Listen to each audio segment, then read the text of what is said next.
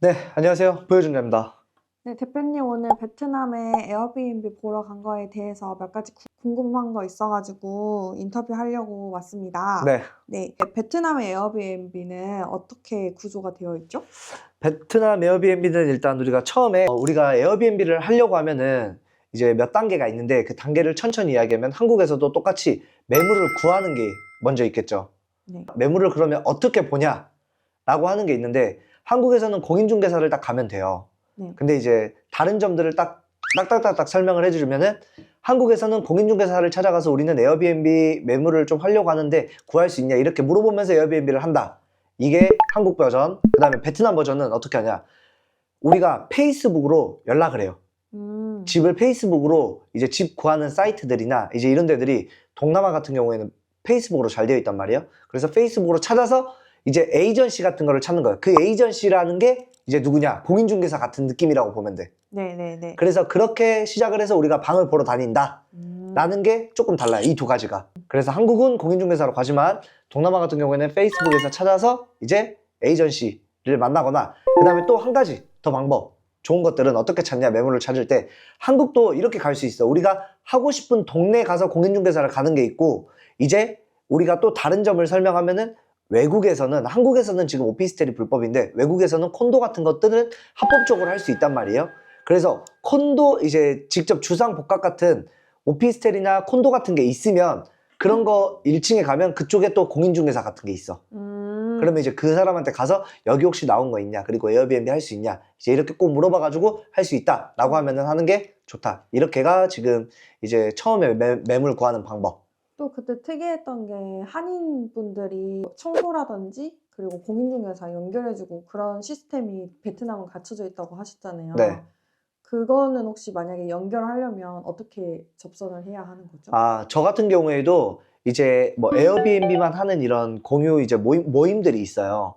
그런 모임들에서 어떻게 했냐면은, 저도 이제 베트남에 대해서는 전혀 몰랐기 때문에 그분이 이제 진짜 저처럼 이렇게 매물을 이런 식으로 찾다가 한국인 사람을 만났어요. 근데 그 사람이 여러 이제 청소를 하러 다니시는 분인데 그분이 이제 직접적으로 차린 거야, 이런 좀 에어비앤비 회사 같은 거를. 네. 그래서 그렇게 해가지고 이제 매물도 직접 보여주고, 그 다음에 그거 매물을 계약하게 되면은 매물 세팅도 해주고, 그 다음에 이제 청소 같은 부분까지도 할 수 있게끔 이렇게 좀 오토 시스템을 할 수 있게끔 만들어 놓은 게 있었다, 베트남 같은 경우에는. 그러면 입지는 어떻게 보통 크게 몇 군데로 되어 있고? 베트남 같은 경우에는 이제 1군, 2군, 3군, 4군, 뭐 5군, 6군, 7군, 8군 이런 식으로 있는 것 같아요.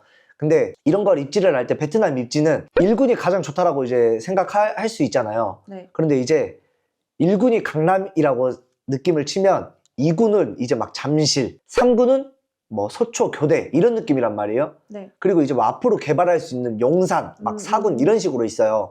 그래서 1군이 무조건 좋다는 아니지만 앞으로 개발할 수 있는 2군 쪽인가? 이쪽이 좀 더 활성화가 앞으로 된다라고 하고, 이제 공항도 앞으로 들어오는 지역이 있거든요. 네. 공항 들어오는 지역이 아무튼 좀 발전이 된다고 해서 그 지역을 유심히 보면 아무래도 좀 에어비앤비 하기에 적합한 장소라고 저는 느껴가지고 그쪽을 선택을 했었어요. 일단 그쪽을 보고만 있고. 네. 1군은 너무 비싸요. 비싸면 솔직히 얼마 해요? 동남아인데. 동남아 비싸봤자 진짜 한국, 제가 느끼는 건데 이제 원룸이냐 투룸이냐 뭐 쓰리룸이냐 풀빌라냐 이렇게 되어 있는데, 풀빌라 같은 경우에도 일반 기본적으로 5, 600 생각해야 돼요. 5, 600만 원. 월세가요? 네, 월세가요. 많이 비싼데요? 네. 그러면 이제 우리가 한 월세만큼 벌고 싶다라고 하고 하면은 우리가 풀빌라 500만 원짜리면 우리가 수익이 1000만 원은 나야지 500만 원은 그냥 가지고 가는 거잖아요. 네. 그래서 근데 이제 뭐 청소비도 이제 이런 것도 있고 여러 가지 있으니까 약 한 1200 정도 번다라고 생각을 하고 500만 원 월세를 낸다 라고 해야 되는데, 그러면 이제 하루에 얼마씩 받아야 되냐 이런 것들도 생각하면서 세팅을 하는데, 기본적으로 500만 원이면은 우리가 못해도 하루에 3, 40씩은 받아야 돼요. 근데 이렇게 40만 원씩 나오냐? 거의 안 나와요. 거의 안 나와요. 네, 풀빌라가 40만 원씩은 좀 나오는 게 어려워가지고 좀 수익성이 좀 떨어진다 라는 게 풀빌라 쪽으로 저는 베트남을 그렇게 생각을 했어요. 왜냐면 30만 원씩 받더라도 이제 3, 3, 9니까 900만 원이란 말이에요. 그런데 내가 월세 500만 원 냈고 청소도 맡기고 이렇게 하면 나한테 떨어지는 게 한 2, 300 정도밖에 안 될 것 같은 거야. 네. 근데 이제 400만 원짜리 들어가면 내가 파타야 같은 경우나 풀빌라 하게 되면은 40만 원씩은 받는단 말이에요. 이렇게 하게 되면 나는 베트남에서 할 게 아니라 태국에서 하는 게 훨씬 더 나은 걸로 내가 하기에는 조사가 됐으니까 아 그러면 나는 베트남으로 태국으로 가야 되겠다 라는 게 기준이 생긴 거였었죠.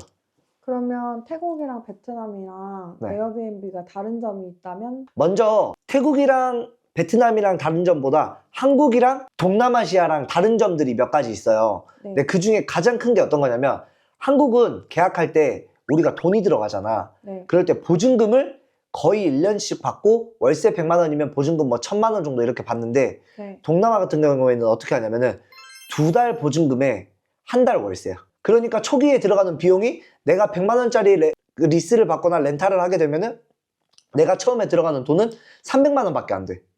그리고 여기에서 더 중요한 거는 한국에서는 웬만하면은 풀로 세팅되어 있는 경우가 드물어요. 다시 내가 내 돈 주고 어느 정도 해야 되는데 동남아 같은 경우에는 잘 찾으면은 그냥 진짜 딱 되어 있는 거 내가 받아서 권리금 이런 거 안 받고 그냥 집주인이 세팅해 놓은 대로 받고 내가 그대로 세팅을 해도 돼. 그러니까 내가 들어가는 돈이 훨씬 초기 투자금이 엄청 적지. 이게 가장 큰 장점이야. 그러니까 한국에서 한 개 할 거 외국에서는 3개, 4개, 5개까지도 진짜 잘하면 할 수 있다. 똑같은 돈으로. 실제로 그때 같이 가셨던 분이 6개, 7개까지 하시던 분이 네, 지금 실제로 하는 사람은 지금 6개 하고 있고 그 다음에 또 2개 하고 있고 일본에 이제 게스트하우스 네네. 이런 거를 하고 있어가지고 그리고 한국에서도 하고 있습니다. 에어비앤비를. 근데 한국에서는 합법적으로 에어비앤비를 하는 거는 거의 하나씩밖에 안 돼가지고 그렇게 하고 우리는 이제 다 해외를 나가서 이제 이런 식으로 좀 보고 있다. 그럼 약간 사람들이 궁금해할 것 같은 게 막 동남아에서 6개 정도 하는 사람들은 젊지 않을까라고 생각할 것 같거든요. 아 이거 에어비앤비 하시는 분들 연령대 저도 많은 사람을 만나지는 않았지만 제 기준에서는 제가 이제 93년생인데 조금 어린 편이었고 해외에서 하는 거는 오히려 더 나이 있으신 분들이 많이 해요. 그렇죠. 40대, 50대, 60대 이러신 분들도 다 해요. 이걸 어떻게 또 가능하냐 라고 하면은 이제 세팅 물건 찾는 거, 그 다음에 에어비앤비 세팅, 그 다음에 이제 청소 이렇게 케어까지가 다 가능하다 보니까 훨씬 좀 쉽게 베트남에서는 시작하는 것 같아요. 베트남은 이게 장점이다. 태국에는 제가 이런 시스템을 만들어 놓지 않고 제 지인과 제가 직원들이 이렇게 써가지고 하는 건데 베트남은 이런 시스템을 이용할 수 있어서 우리가 수익은 조금 떨어지더라도 이렇게 좀 오토화 시킬 수가 있고 합법적으로 좀 할 수 있다라는 게. 아, 그리고 베트남과 태국의 에어비앤비가 크게 다른 점이 불법이냐 합법이냐의 차이가 좀 큰 것 같아요. 네, 근데 베트남도 이제 비법인 것 같아요. 이제 불법도 아니고 합법도 아니고 이제 이런 느낌이 지금 베트남이 좀 그렇거든요. 네. 그래가지고 조금 아무래도 볼 때는 뭔가 법적으로 제재하면 제재하고 못하면 못하고 이런 건데 이제 베트남 같은 경우에는 공안들이 있는데 이 공안들에게 얼마를 조금씩 줍니다. 그렇게 해서 좀 법 같은 경우에는 좀 피해가는 경우들이 이제 있는 것 같아요. 이거는 관세인 것 같아요. 그러니까 관습 같은 거라고 보면 될 것 같고 태국에서도 있긴 하거든요. 네. 근데 이게 예전에 한국에서는 에어비앤비가 이제 딱 여러 개 하더라도 잡지 않았잖아요. 네. 이런 것처럼 그거 버전이 지금의 베트남이나 태국이나 이런 식으로 있는 것 같아요. 그럼 이제 좀 시간이 지나면 지날수록 에어비앤비가 좀 더 힘들어질 수도 있겠다. 이제 나중에 에어비앤비가 동남아가 어떻게 될지는 모르겠지만 아마 동남아까지 규제하기에는 힘들 것 같아요.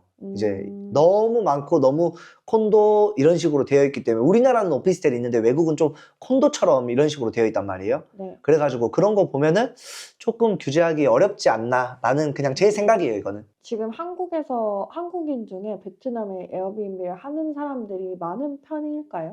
아, 한국인들이 그리고 태국이랑 베트남이랑 가장 또 큰 장점은 베트남은 한국어 패치가 좀 많이 되어 있어요. 그러니까 한국어를 할 수 있는 사람들이 워낙 많다. 베트남인들도. 아, 그래요? 네, 그래서 좀 일하기가 더 편해요. 아, 태국 같은 경우에는 제가 태국어를 못하지만 영어로 전부 다 한단 말이에요. 근데 이제 영어를 쓸 수 있는 태국은 좀 영어를 잘 쓰는 걸로 되어 있고 베트남 같은 경우에는 영어보다 한국어를 훨씬 더 잘 씁니다. 그래서 좀 더 편해요. 그리고 베트남 같은 경우에는 저는 호치민만 갔지만 다낭이랑 하노이 이쪽 가더라도 더 한국말 잘하고 더 잘한다고 할 수 있는 게 있어서 제가 일단 호치민만 임장을 갔다 와서 호치민 것만 이야기를 하는데 다낭이랑 하노이를 가게 되더라도 제가 좀 한번 추후에 다시 알려드리도록 할게요. 저는 이제 태국은 방콕이랑 파타야 이 정도. 유전자님이 갔다 오신 곳이 호치민이니까 네. 호치민에서는 만약에 에어비앤비를 한다고 하면 추천을 해주신다는 의미인가요? 네, 맞아요. 호치민에서 이제 예를 들어서 에어비앤비를 한다 하시면은 저희 이제 VA유전자 오픈카톡이나 이제 1대1 상담에서 연락 주시면은 제가 뭐 언제든지 이런 연락처들이나 이제 정보들이나 이런 것들은 뭐 편하게 뭐 공유로 해드릴 수 있습니다. 네. 그럼 결론적으로 부유전자님은 호치민에 에어비앤비가 있네요? 네, 이제 결론적으로는 제가 이제 세팅을 하기에는 호치민이 가장 저는 적합하다. 호치민 중에서도 뭐 이제 강남, 압구정, 잠실 이렇게 있다라고 하면은 그런 부분에서 가장 경제 도시고 앞으로 개혁이 있는 그쪽에 이제 투룸에 화장실 2개짜리로 들어가려고 하고 있습니다.